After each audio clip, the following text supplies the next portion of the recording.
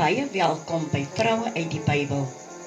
Vroue uit die Bybel is 'n reeks van plus minus 75% vroue in die Bybel, wat nooit of selde van gehoor word nie, wat ook in boekvorm gekry kan word, spesiaal vir vroue. Ons volgende teks van oordenking is uit Genesis 24 vers 67. Rebekka 'n troos vir Isak. Rebekka moes 'n goeie verhouding met haar familie gehad het, want toe die dienaar van Abraham met hulle onderhandel vir 'n bruid vir Isak, wou haar broer en moeder nog 10 dae lank wag, voordat hul suster sou vertrek. Terwyl die dienaar dadelik wou gaan, het die familie gesê dat hulle eers hul suster se mening sou vra. In daardie tyd en kultuur was 'n jong vrou se mening van geen waarde nie. Tog het Laban en Betuel respek vir die gevoelens van hulle jong suster en dogter gehad. Die seën wat hulle oor haar uitgespreek het met haar vertrek bewys ook dat sy 'n spesiale plek in hulle harte gehad het. En hulle het Rebekka geseën en aan haar gesê: "Ons suster, mag jy duisende van 10.000 word en mag jou nageslag die poort van sy vyande in besit neem." Volgens Genesis 24 vers 60. Rebekka was beskeie en soos dit 'n maagd betaam het sy haar gesig met 'n sluier bedek. Ons sien in ons teksvers van oordenking die bewys van Isak se liefde aan haar, en Isak het haar in die tent van sy moeder Sara ingebring en Rebekka geneem, en sy het sy vrou geword, en hy het haar lief gehad. So is Isak dan getroos na die dood van sy moeder. Interessant genoeg, Rebekka het 3 dinge in gemeen gehad met Sara. Eerstens haar skoonheid, tweedens het hulle ook as man en vrou saam besluit om die koning te bedrieg, terwyl hulle in sy land vertoef het, om te sê dat hulle nie getroud was nie, volgens Genesis 26 vers 1. En derdens haar onvrugbaarheid.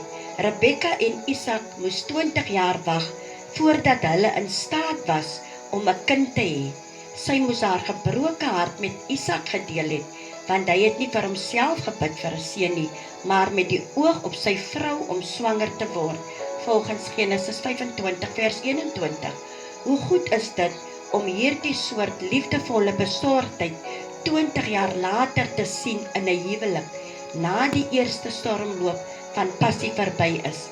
Die meeste mense besef dat elke keer wanneer 'n kind aan die gesin bygevoeg word die dinamika van die familieverhoudings ook geraak. Dit is verseker ook waar in die geval van Isak en Rebekka. Sy het geboorte gegee aan 2 seuns. Die koms van die tweeling, elk met 'n duidelike persoonlikheid, eie wil, eie karakter en begeertes, lyk of dit amper van die dag dat sy swanger geword het, 'n impak gehad het op hierdie sprokieshuwelik. Esau die eersgeborene was rooi en harig. Hy het van die buitelug gehou en was lief vir jag, terwyl Jakob aan die ander kant beskryf word met 'n gladde vel en 'n sagte, liefdevolle man wat in tente gewoon het. Volgens Genesis 25 vers 27. Klaarblyklik het elke ouer hul gunsteling gekies, en Isak het Esau liefgehad, want wildvleis was na sy smaak, maar Rebekka het Jakob liefgehad. 'n Onsigbare strydlyn is nou in die familie gevestig. Voor die tweeling se geboorte het God aan Rebekka gesê dat die oudste die jongste sal dien. Ons kan aanneem dat Rebekka hierdie woord met haar man gedeel het, maar toe Isak voel dat sy dood nader, het hy beplan om Esau te seën, aangesien hy die eerste gebore is. Rebekka het nie toegelaat dat haar gunsteling die eersgeboorte reg wat hy gekoop het by Esau met lensiesop sou misloop nie, en beplan 'n slinkse plan om Isak te mislei, sodat hy vir Jakob seën in plaas van Esau. Rebekka se voorberade daad het haar oneerlikheid en bedrog het bewys dat Die eens intieme verhouding wat daar tussen man en vrou was, lank reeds nie meer bestaan het nie. Rebekka se verhouding met Esau. Genesis 25 vers 28. Som die verhouding in 'n neutedop op. Isak het Esau liefgehad, maar Rebekka het Jakob liefgehad. Dit blyk dat Rebekka geen liefde vir Esau gehad het nie, ironies genoeg. Terwyl Abraham 'n dienaar versoek het om 'n bruid vir Isak te vind, het Isak nie 'n soortgelyke poging aangewend vir Esau nie. Die kultuur en tradisie van daardie tyd het beide ouers van die bruid en bruidegom onderhandel met mekaar vir die huwelik. Met geen reëlings wat getref was deur sy pa nie, het Esau sy eie 2 vroue gekies uit die Hittite. En hulle was 'n bitter verdriet vir Isak en Rebekka, volgens Genesis 26 vers 35. Rebekka het gesorg dat Jakob die seun ontvang wat Esau toegekom het.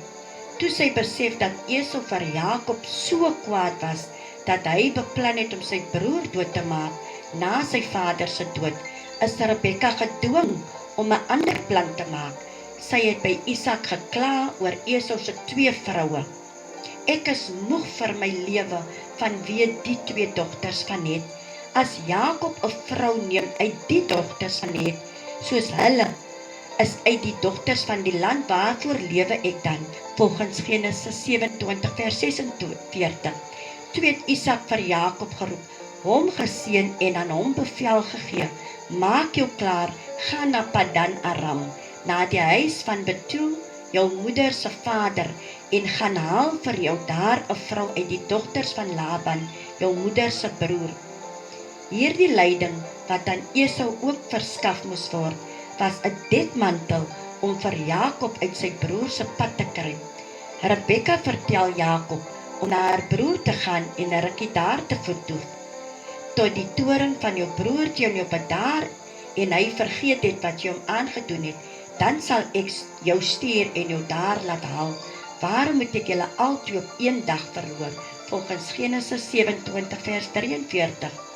Ironies genoeg het Rebekka die een wat sy lief gehad het, opgeoffer om hom nooit weer daarna te sien nie. Jakob was vir 20 jaar weg en sy ma is intussen oorlede voordat hy teruggekom het. Die laaste keer waar ons van Rebekka lees, is waar sy begrawe is in die spilong by Magpela, volgens Genesis 49 vers 31. Die verhaal van Rebekka is 'n pragtige romantiese toneel van 'n mooi jong tienermeisie wat in God se perfekte tydsberekening by die put afspeel. Net soos die dienaar van Abraham klaar gebid het oor 'n vrou vir Isak, sien hy haar en sy doen presies waarvoor hy die Here vertrou het. Haar goedheid van hart om 'n vreemdeling en sy kamele water te gee, het haar blootgestel aan die seëninge wat die Here vir haar in stoor gehad het. Rebekka word ook beskryf as 'n dapper vrou, want sy was gereed om sonder versuim saam met 'n vreemdeling 400 km ver te reis na 'n vreemde land om met 'n vreemde man te trou. Hier is dus 'n omgekeerde orde as waaraan ons gewoond is, naamlik dat die liefde die huwelik gewoonlik voorafgaan. Net soos in die lewe van Rebekka, neem die liefde steeds toe in huwelike wat die Here se seën wegdra. As 'n vrou het sy ook die hartseer van onvrugbaarheid geken en die vreugde van gebedsverhoring ervaar toe sy later swanger geword het. Wanneer ons van haar lees, sien ons dat sy gereeld in gemeenskap met die Here was, aangesien sy met alles na die Here toe gegaan het, selfs toe sy die Here geraadpleeg het oor haar swangerskap volgens Genesis 25 vers 22. Soos vroue oral was Rebekka maar ook net 'n gewone vrou. In haar vroeë jare was sy 'n skugter maagd wat haarself bedek het met haar sluier. In haar middeljare was sy 'n geliefde vrou vir wie Isak homself vermoei het in gebed. Maar as 'n ma het Rebekka 'n gunsteling gehad. Die vroeë intimiteit met haar man was verlore en die eenheid van die gesin verpletter met baie tragiese gevolge. Ons leer uit haar lewe om deur goed te doen aan ander, kan ook vir ons seën inhou. Verder is dit belangrik om ons liefde vir ons kinders dieselfde te gee, al verskil hulle van mekaar. Om 'n gunsteling te hê is baie nadelig vir hulle, sowel as vir die huwelik. Ons sien ook hoe belangrik dit vir ouers is om te kommunikeer met mekaar en in 'n verenigde front saam ons kinders op te voed. Bedrog skep baie hindernisse, selfs tussen persone wat 'n liefdevolle en 'n intieme verhouding met mekaar gehad het. Die gevolge van oneerlikheid het geliefdes uit mekaar geskeur en dit het 'n geweldige impak op die res van hulle lewens gehad, sowel as die van hulle kinders en die se lewens. Amen.